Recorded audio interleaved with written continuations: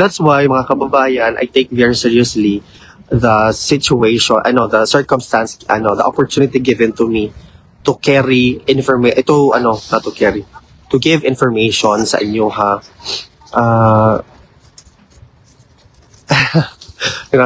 Information sa inyo, ha.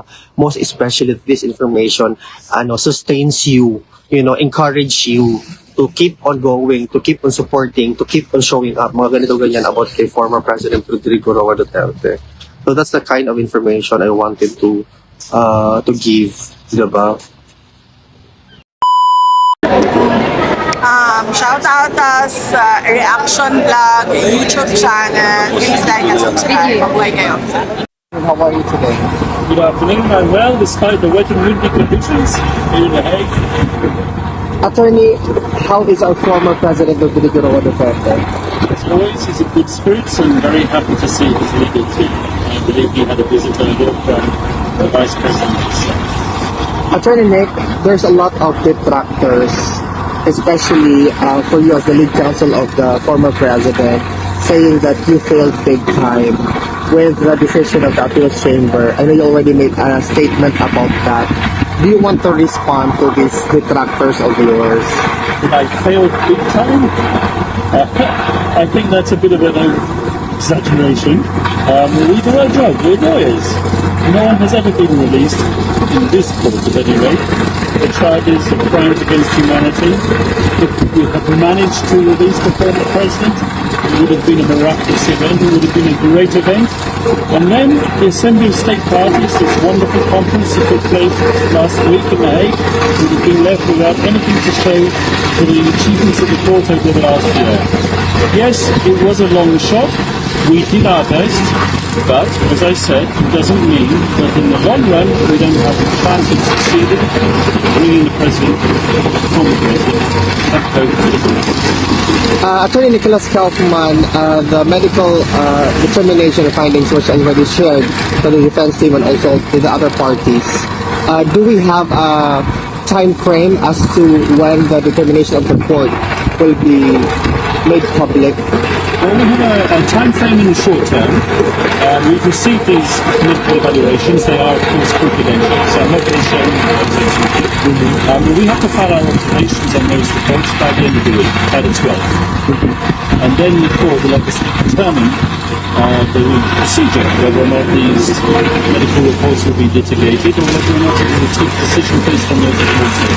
Will the court then immediately take action on the motion with respect to the competency of the former president? We don't know yet. That depends on the decision that they give after they receive the observations of the parties. Attorney Nicholas Kaufman, is it correct to assume that all of the other motions submitted remains active with respect to the jurisdictional challenge? Indeed they do, and today we have received the prosecution's response to our jurisdictional appeal. And that's an interesting response. Once again, I'm not entitled to start litigating the matter in the media, but I believe that there is more to be heard on that matter. Attorney Nicholas Kaufman, if there are efforts from the supporters of the former president with respect to asking the Supreme Court, asking also the executive department through the office of the president, ensuring that they make position with respect to how the former president was arrested, will this be beneficial or in any way to the contrary to what the defense is doing? I don't want you to say matters that are currently underway. I appreciate that. And it was nice meeting you. I met so many individuals there, but ako lang na-realize lang ako na we are so lucky here in Europe that we can, get that close to the vice president without much interference from protocols or whatnot. But let us not forget that we are dealing with the Vice President of the Republic of the Philippines. Sana man lang ma-take into account natin yan. Hello, Maria Globio, watching. Greetings from Luxembourg. Hello, kaya, sometimes, especially if there's a lot of people, kaya na-realize ko lang ngayon na, especially if there's a lot of people who wanted the family member to go to the Duterte Street or anywhere else for a short interview, hindi na lang siguro sila magpa-interview kasi pumunta sila doon at saka doon makapoy na sila because shout out dito, shout out doon, ganyan. Let's put ourselves in their shoes. Diba? Yun na lang sana ba? Tito Tanser Alvin Pacas, VP, about the 60 billion. Yes, yeah, exactly. The Supreme Court already made a decision, 15-0, unanimously, asking the government to put back what the money, 60 billion pesos worth of money to the PhilHealth funds. So yun po. Ano, but earlier kasi parang nananghid si VP kay PRRD if she can answer the question about the Bukana Bridge.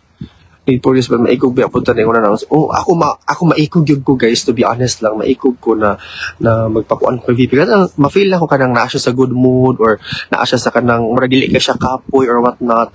So kanang murag magpa-shoutout ta siguro, pero dili ko ka-promise na magpa-shoutout na ko tanan ang inyong gusto ipakuan, di ba? Di ba? Ano ba? Yan yung ano ko ba? Yan yung nakita ko talaga. I'm fine. Cold but fine. Renita Short, thank you for asking, gang. Tama ka, sir, dyan. Ba't pinashort? Pinashort ang nakakaya sa Pilipinas, basta makalapit. Yes, exactly. Here, parang rubo-rubohon lang natin siya na pa-shoutout dito sa birthday dito. And then for them, they cannot even say no or, you know what I mean? Like, they cannot even say no or reject outright ganito ganyan because, of course, they are dealing with people. But, the fact remains that, you know, kita na lang ba supporters ang magkanang maghuna-huna o magbaton o kaikog para sa atong vice president. Kaya difficult na rin ang situation. Na kung imo pag yung imo pag yung kanang buhatan og gingunaan na pag, di ba? So, yun lang po yung ano ko. Unsa man gang? Ako isa ka number natin. Ay, Follow ko ni Oo. Taga-Canada. hello sir. Oh. Nice to meet you. Nice to meet Ambil you. ako nag-message ka dito kay Anthony. Accumulating, okay, exactly. Yes, exactly. Yan yung naiisip ko, guys, ha. Ito siya na realization. It stems from yung after doon sa ano ko, after sa pag-ano ko doon sa Davao. Grabe ang protocol sa Philippines kay VP Inday dito. Di ka kalapit, gang. So, that's why ba kanang murag hatagan lang po nato gamayng delikadesa bitaw na dili maka-feel ang atong mga guest diri anong murag rubo-rubohon lang nato. Kani ko pa shout out kani kanang mga anak bitaw.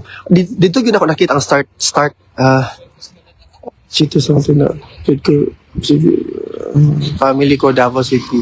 Diyan lang artista vice president. Diyan ko nakuan. Doon yun, it gave me a different perspective nung nakaano ako doon. Nagkaroon ako ng ibang perspective nung napauwi ako sa Pilipinas. Kasi mahirap kaya ang ano nila VP, no? Swerte mo ganda kaya makatapad mo ng VP Sara. Correct. Swerte gid siya. Actually, to even see her, kanang anak bitaw niya, kanang sometimes na feel po na ako na ang mga ibang supporters, they feel like they have how do you say that? It is their right to parang almost demand to the vice president ba certain things or ganito ganyan na parang it's their privilege. Parang ganun bitaw. So actually ang ako lang hangyo lang nako sa lahat na magbatong taga may kaikog. Maikog ako after ato no nakaing wala bitaw no.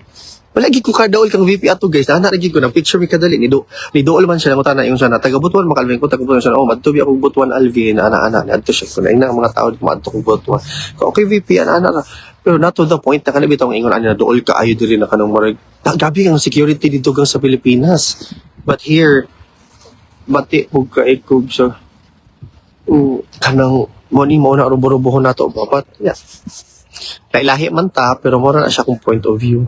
Kung sa inyo ang kuan, di ba po ko maka-impose sa inyo ha, pero ako nasa inyong shoes, think about it like that. Because it's difficult. It's a different and difficult situation. So, it's not any other situation ba na pwede lang natong isisihon or whatnot ng ganito ganyan. Tao lang po hapon na sila. Yes, matagal na sa Davao Family Duterte. Isang best ko lang sila na si tatay sa City Hall, swerte kayo mo makita ninyo. Honestly, that's why mga kababayan, I take very seriously the situation, the circumstance, the opportunity given to me to carry information, to give information sa inyo ha.